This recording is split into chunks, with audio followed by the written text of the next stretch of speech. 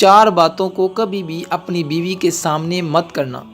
حضرت علی رضی اللہ تعالی عنہ کے پاس ایک شخص حاضر ہوا اور کہنے لگا، یا امیر المؤمنین، میرے اور میری بیوی کے درمیان محبت نہیں ہے، پیار نہیں ہے۔ وہ ذرا سی بات پر مجھ سے ناراض ہو جاتی ہے، بات بات پر جھگڑا کرنے لگتی ہے۔ یا امیر المؤمنین، ایسا کیوں ہو رہا ہے؟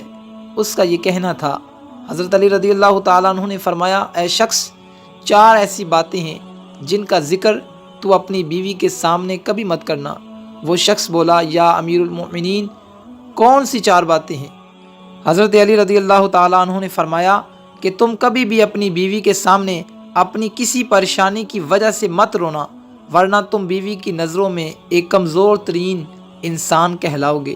اور دوسری بات یہ ہے کہ اس کی ہر جائز حاجت کو پورا کرو، ہر جائز مراد پوری کرو، مگر اپنی آمدنی کے متعلق اسے کبھی مت بتانا۔ اور نمبر 3 پر فرمایا، اے شخص، کبھی بھی اپنی بیوی کے سامنے اپنے ماں باپ، اپنے بہن بھائیوں کی برائی مت کرنا، ورنہ بیوی کی نظروں میں تمہارے ماں باپ اور بہن بھائی کی عزت ختم ہو جائے گی۔